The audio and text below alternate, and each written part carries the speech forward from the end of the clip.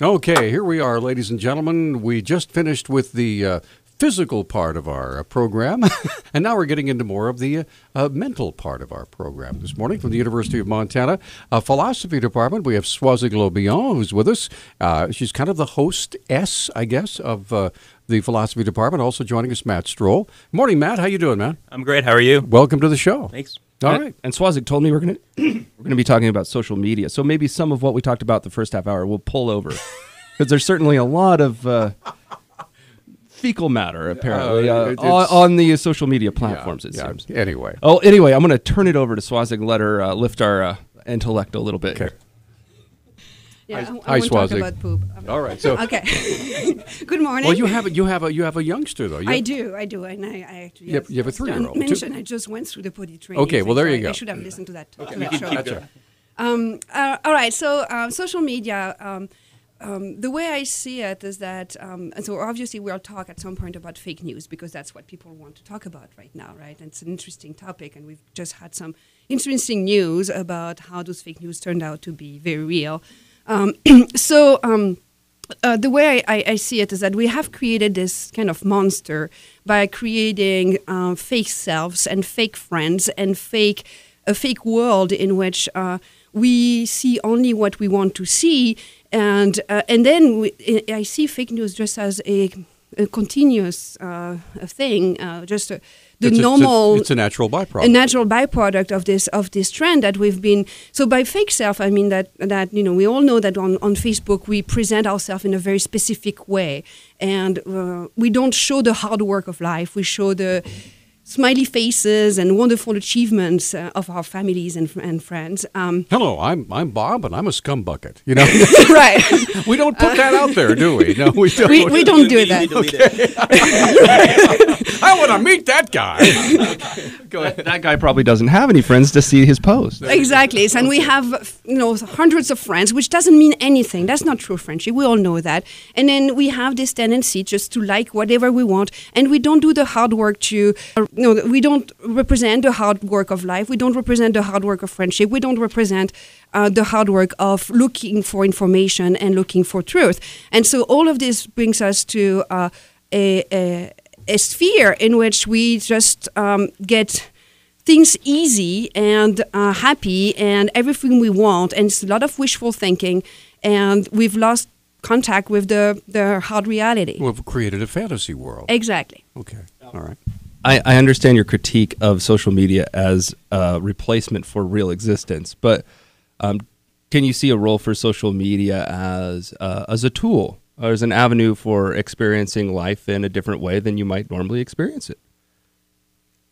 Look, I'm on Facebook, right? So, so I'm not going to be inconsistent. Yes, I do.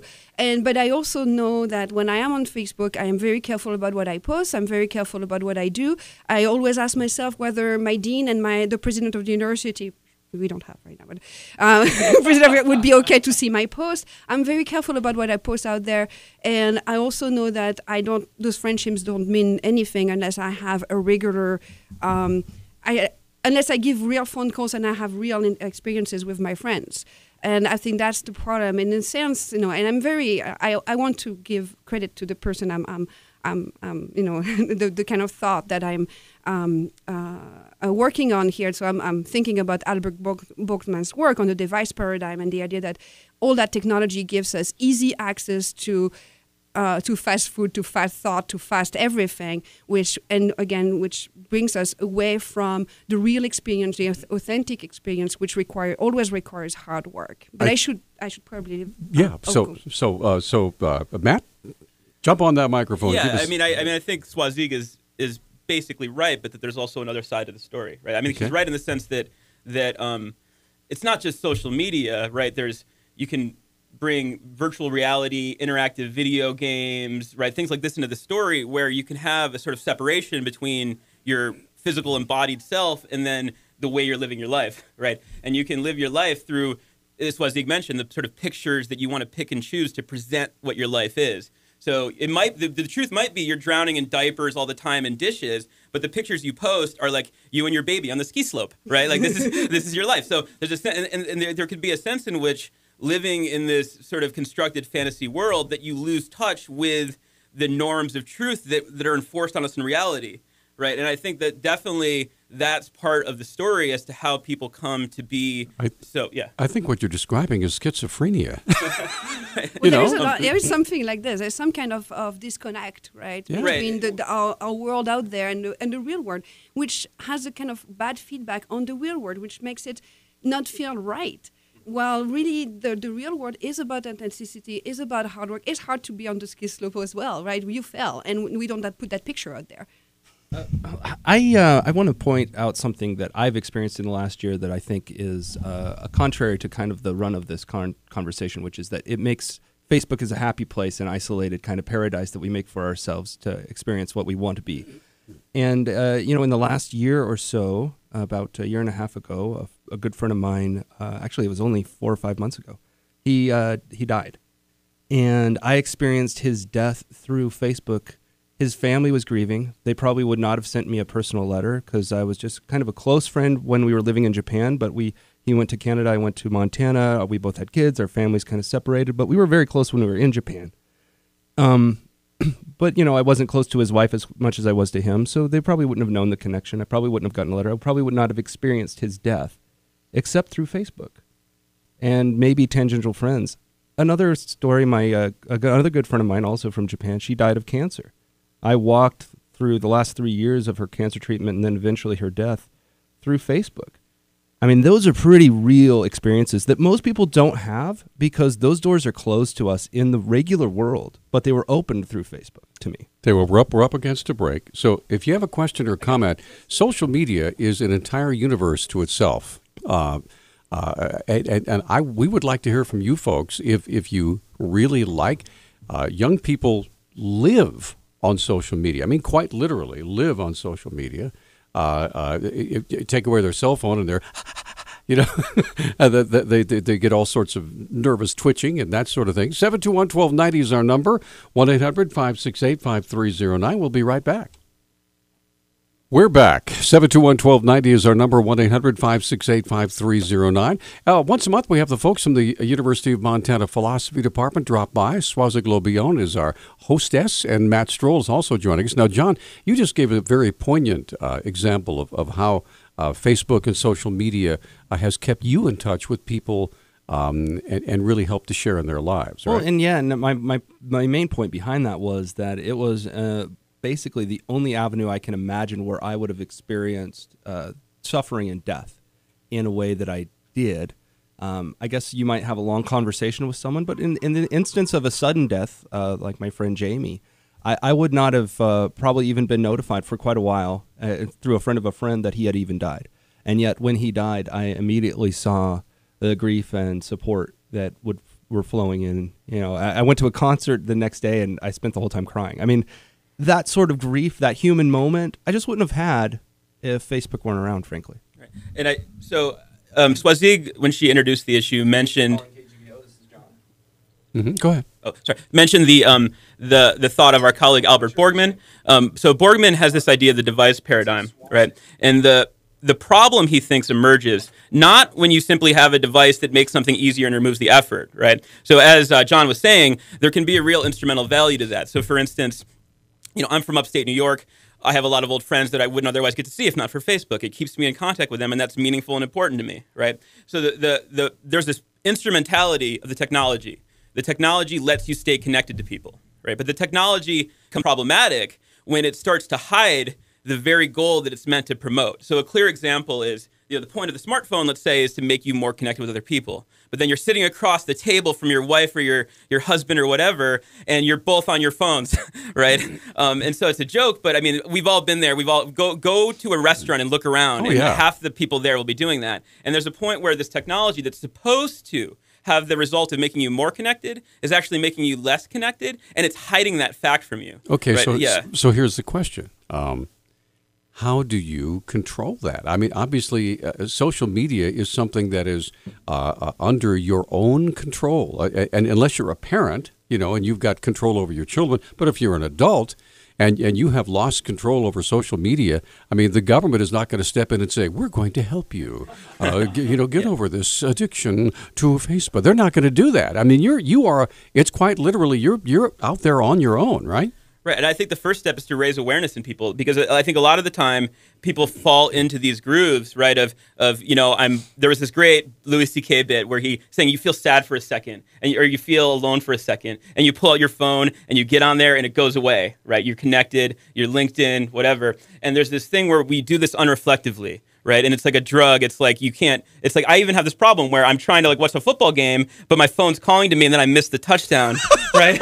Because I'm reading a text or whatever. Right. And there's this thing where just becoming aware of that, right? Like just becoming aware that you do that is the problem, gives you the ability to at least try to regulate it. Right, and so I think just having this conversation is important. Just making people aware of the fact that if you're not careful, you can go through life without making a lot of your own choices, just following through on habits. Strap those headphones on. We have a caller. Let's get Mark on the line. Mark, you're on with Matt and Soazig. Hi. Hello, guys, Matt and Soazig. What's up? I have a question for her. Okay, go ahead. I don't listen all the time, but when I do listen and university professors are on, I never hear any of their students calling in about the show. No, I answer questions. Is it forbidden? I think they're probably in class. Yeah, they're sleeping. It's a bit late for a student to be at home listening to the radio. Yeah, right. They might be snowboarding. They might be. Yeah. I'll let you in on a little bit. So we just had our ratings book came in. Thanks for the call. By the way, everybody, #1 station KGVO for all ages.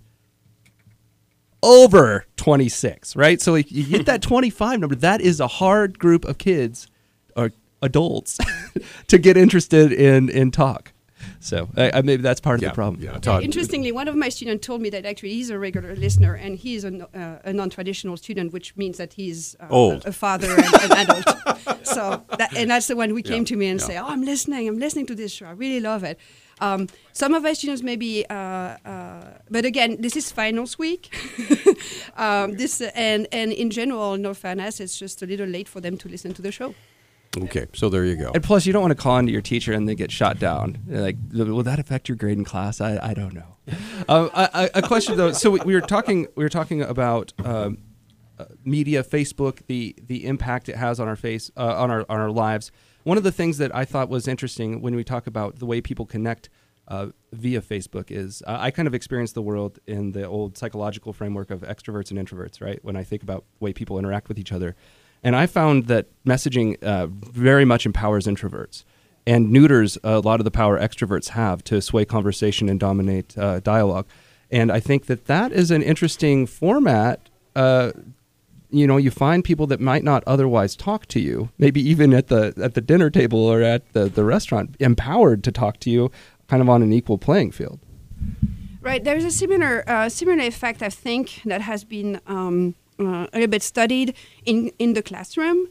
So they have we don't have that here, but there are some universities that have some softwares where students can ask questions or comments or send comments to the professors during class via text. And then there's a specific thing so that it's not on the web, right? Right. But closed circuit, closer to the classroom, but something along those lines.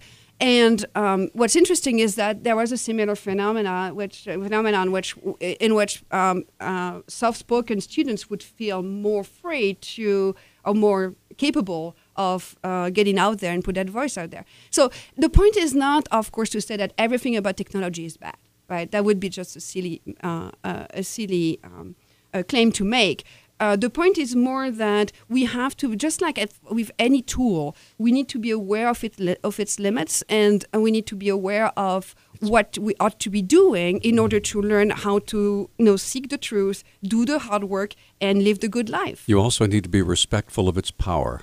Absolutely. Okay, we're up against another break, but I would like you guys, perhaps in the lines of what John said, there is a Facebook area called Caring Bridge, where people who are ill or are a loved one of someone who is ill can put this person up on Caring Bridge, and you can send messages, you can pray, you can do all sorts of wonderful things to help them or at least encourage them, which I think is a really positive thing, especially if people are thousands of miles away who can't possibly get over there, or send a car that would get there in a couple of weeks, and who knows if that's going to be in time. So anyway. Respect its power. Yeah, I couldn't help but think of one World Wide Web to rule them all, one web to find them, one to bring them all, and in the darkness bind them. Okay.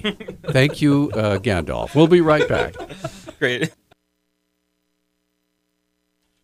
Okay, we are back. This is Talkback, 721-1290. We're talking about social media. And go ahead, John. We have a Facebook post. It's from Elena. She says, there you go. Breaking news that I just got from social media. LOL. Zinke to meet with President-elect Trump in New York today. So, don't know what that's about. Probably not Secretary of State. But we're back to the conversation. Let's talk a little bit about the dark side. I think everybody can admit there's a dark side to Facebook.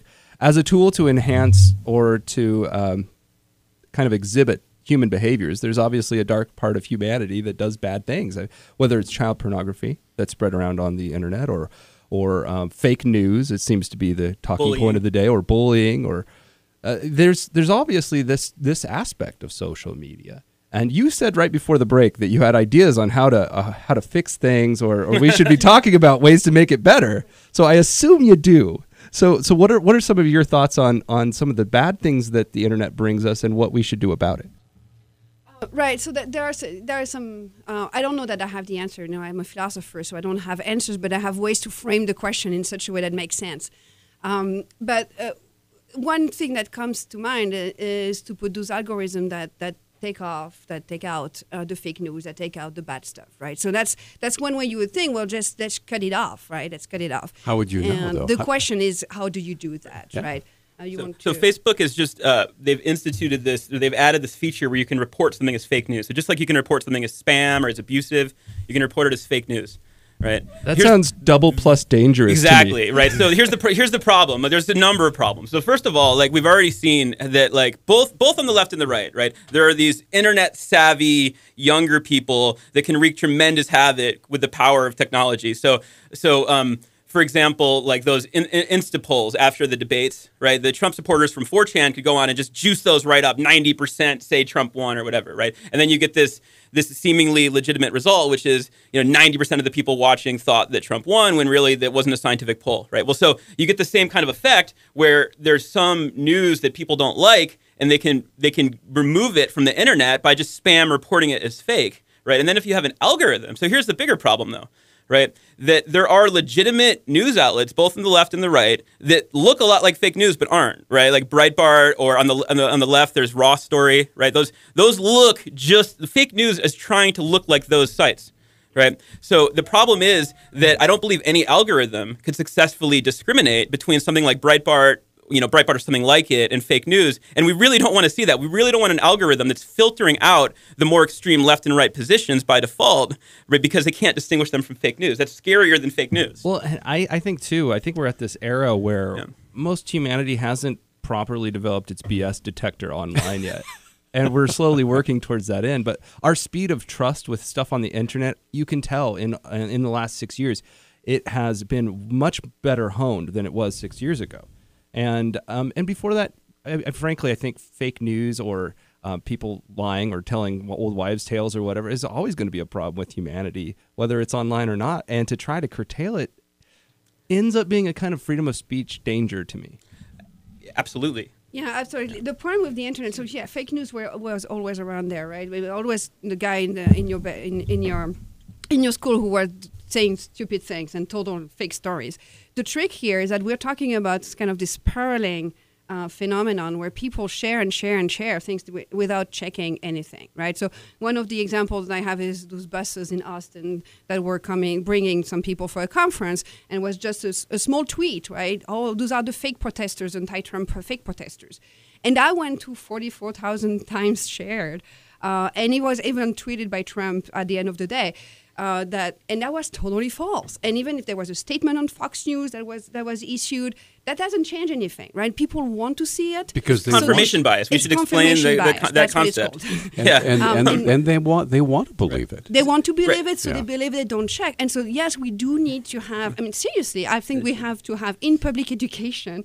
We have to have, because I think it's coming from the individual. The individual needs to be literate, needs to go back and know how to check things. And they just had this study with high school students. They can't make the difference between a good website and a bad website. So Googling is not even enough, because you need to make the distinction between the proper sources and the non-proper sources.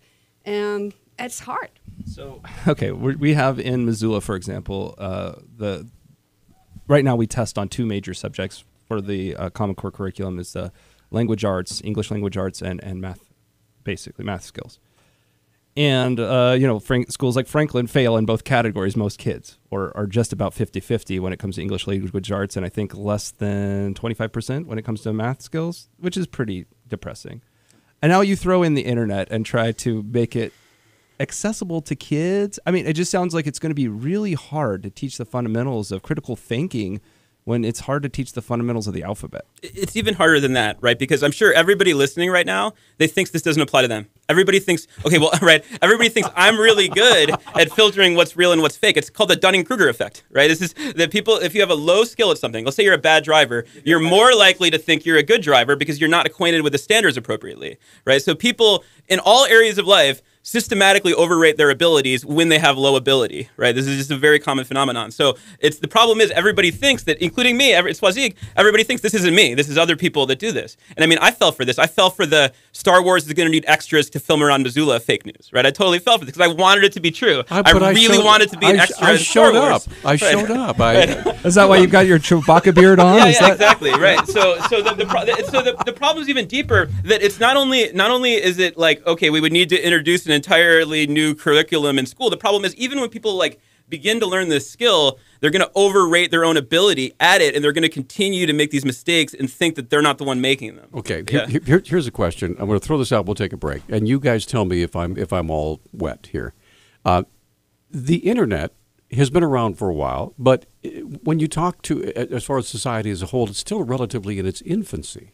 Is there going to be a time when people will grow up and be able to use the internet in a way that is mature and responsible, or not? So we'll talk about that when we come back. 721-1290. All 4 of our lines are open. 721-1290. We'll be right back.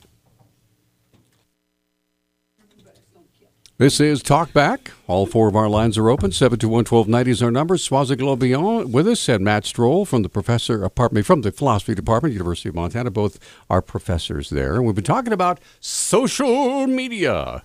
Yeah, and during the break, I kind of posed that this problem that we're having, or that people are whining about after the election, frankly, it wasn't that big of a deal before when everyone thought Hillary was going to win. But the idea that fake news is going to corrupt our society and that we're all doomed because we can't get the truth out through this medium that everyone's using now called the internet. And I kind of posited that I think we're going through a phase now that we've gone through before when we had books, when the press was available, and then when it became easier to mass market books. And if you read some of those old books, like the Travels of Friar Odoric, or these other stories where, there's fantastical beasts and legends in the East and things. I mean, there's a bunch of stuff out there that you couldn't believe in until you actually went and experienced it for yourself. And that's kind of the thing with the internet today, it seems to me. And on top of that, you compound it with another problem we faced in the past, the ability to use a fake name or no name at all.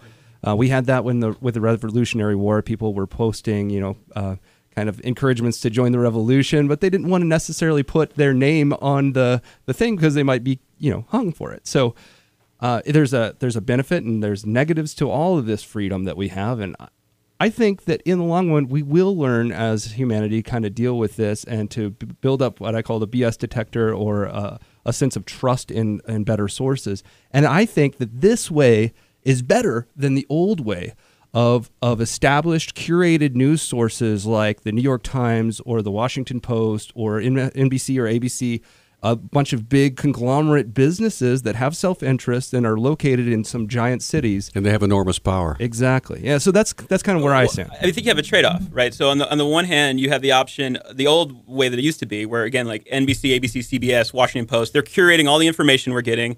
It's highly centralized. Now, the good thing about that is that there are high standards of vetting, right? If you like manufacture, you make up a fact and you post a fake story, you'll get fired. The downside of it is, as you say, there's bias, right? There's a lack of representation of America outside of the urban areas. And in particular, there's like a kind of alignment with the dominant power structure. So in the break, I brought up the example of in the 80s, there's a lot of American paramilitary activity in South America where democratically elected governments were overthrown, and the U.S., through the CIA, instituted right-wing dictators. This wasn't reported on, right? Whereas nowadays, when you have all these alternative media outlets, this stuff would definitely show up in your feed. You would know about this, right? So I think that there's a clear positive benefit, but the downside of that is you don't have the vetting anymore, right? And I hope you're right. I hope people will develop the instinct to Google it first or to be skeptical and not just assume something's true because it's what you want to hear. Strap your headphones on. Yeah. Let's get Gregan on the line. Gregan, you are on Talkback with our guests. Go ahead. Good morning, gentlemen. I think that all of us should have a built-in BS detector. It's like Peter and I. Well, my recruiter lied to me. And that was a lesson I learned in life. And after that, or even before that, is that most information you had to take with a grain of salt naturally. And years ago, they had AP, the Associated Press, that had news everywhere, and then that was basically the gold standard. But all of us, started World War II. The Allies are doing well. Well, they're getting their ass kicked, but they couldn't. Excuse me. But in reality, they were failing, and so there is an element of lying or stretching the truth throughout our society, and then all of us have to be wise enough to filter this stuff out. I think that's a great point. Thanks, Greg. One thing that if people had known, if there had been social media or even television, say at Guadalcanal or at Iwo Jima, and had heard that 6,000 men died in one day on that island fighting during World War II. What do you think the reaction would have been in this country? It beggars the imagination to even think about it, especially if you try to transfer today's sensitivities back into the World War II era. So now you were about to say something, Soazig. I interrupted you. Oh no, you're fine. You didn't. I appreciate what Gregan said, and what I want to say is that there is always here again there is a trade-off, right? So a healthy dose of skepticism is crucial, right? You take, as Gregan said, we have to take everything with a grain of salt. On the other hand, there is something that I think is dangerous, and I'm not the only one, which is this idea that all opinions are equally valid, right? And I usually start my intro classes with a bold statement, which is, no, you are not entitled to your opinion. You're entitled to what you can argue for. And it's not the case that just because you believe someone, I'm going to think that this is a valuable belief. No matter how deeply held that belief is, I don't care. What I care about is evidence and arguments. If you can support your claims, then I am happy. To consider it as part of the conversation. Now, that doesn't mean that I'm going to force you to believe something. You believe whatever you want, right? You are free to believe. But don't think that just because you believe something that is false, it belongs in the conversation. And I think that is a crucial thing. So skepticism is great and important. It's the first step. But relativism is not the way to go either.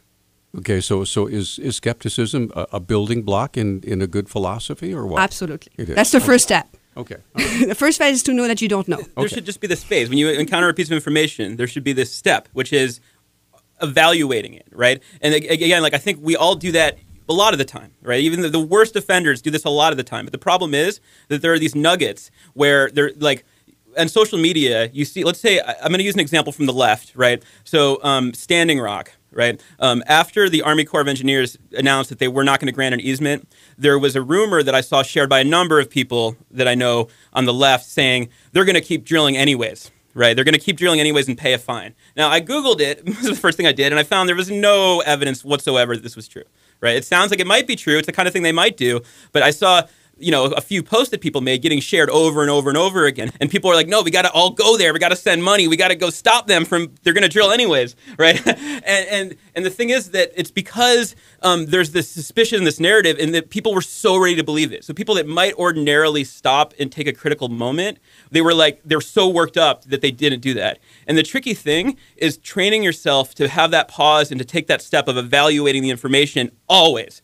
And even when it's something like you get this reward of being the first one to share it, right? Like you get to, like, everybody saw it from you, and you get this social reward of all this attention and all these plus likes on your post. And the thing is, you have to avoid getting swept up in the enthusiasm and take a moment to Google. We got to take a break. 721-1290 is our number. We have all 4 lines open. I have all sorts of examples of exactly what you're talking about in news, in local news. And we'll be right back. Stay with us. Okay, we are back on Talkback. 721-1290 is our number. Time is rapidly slipping by. Soazig Bihan joining us, professor of philosophy at the University of Montana, along with Matt Strohl. And we have Eric on the line. So we got our headphones on. Eric, what's up? Hi. You had brought up World War II earlier. Yes, sir. And my question is, what if we had a media which discussed the lies that Roosevelt used to get us into the European theater of World War II? Or the absence of news concerning the U.S. sanctions on Japan, provoking them into an attack on Pearl Harbor. It's funny that people think that Japan attacked us completely out of the blue. Oh, we're one day minding our own business, and then Japan suddenly attacked our people in Pearl Harbor. That's amazing that people believe this. But anyway, I believe that we as a people are completely dependent on the God of truth to keep us from delusion. And the entry point into this is to embrace his Son, Jesus Christ. And I believe that people ought to be pleading to God for mercy. Here it is. Okay. Thanks, Eric. Okay, so comments from our guests. Sure. That's one way to go. Okay. So interestingly, what I would say is that there is a large portion of Christian scholars in the Middle Ages who precisely tell you that God gave you rationality and reason, and that it is your part of your mission on earth to use your reason to figure things out. And that can be one way to think about it. Like, sure, follow God's will and God's path, but by any means, use also the abilities that He gave you to do the best of what you can on this earth. That would be my answer. The Pope recently chimed in on this, right? In the news on the fake news right, thing. Yeah, said that the urge to consume this is like coprophilia, the love of excrement, right? Okay. Down and dirty. Like I said before, I'm sure he used his best Latin to say coprophilia. Yeah. But it's already Latin. Matt is the expert. He's working in ancient philosophy. He knows Latin. Yeah, that's Greek, coprophilia, yeah.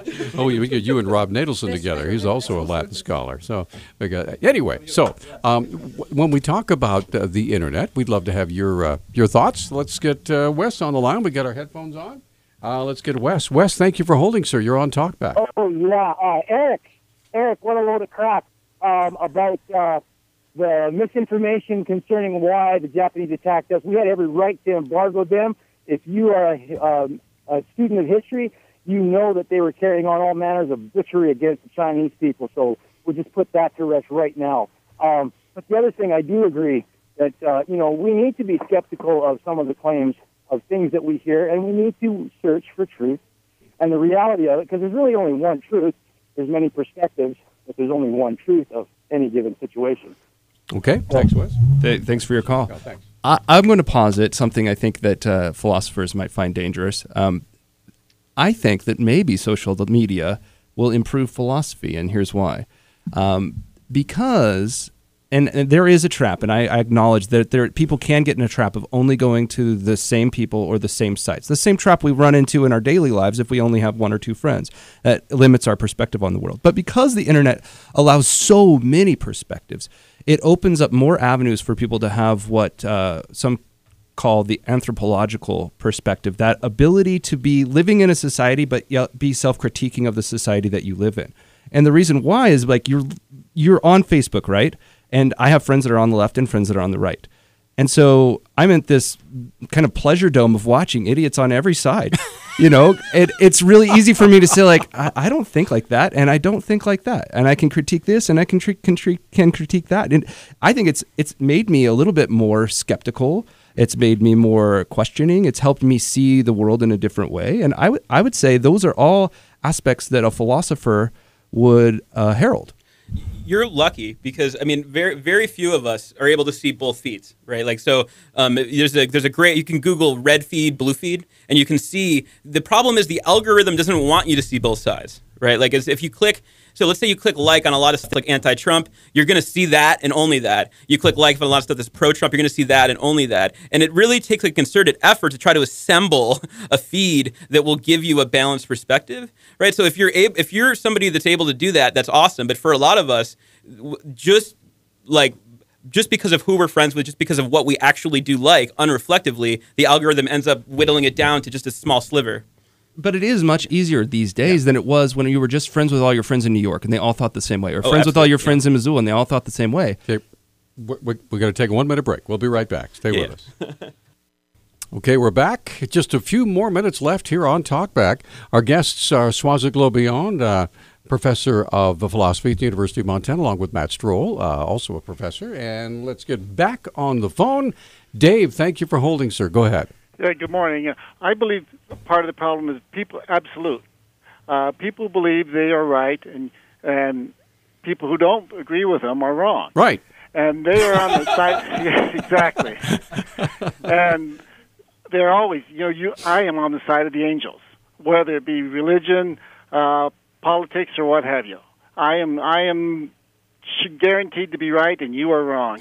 Well, and please correct me if I'm wrong, both Matt and Soazig. It takes a mature mind and a mature individual to allow that something that I think or believe might not be right.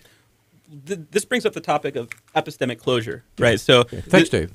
Yeah. So, epistemic closure is a term that comes from Julian Sanchez, who was a libertarian thinker with the Cato Institute. It was originally formulated in reference to like right-wing talk radio, like Rush Limbaugh, stuff like that. And the idea of epistemic closure is that you can sort of live your life in a circle where you're only getting evidence from people you agree with, and so all your beliefs are getting confirmed all the time and not being challenged, right?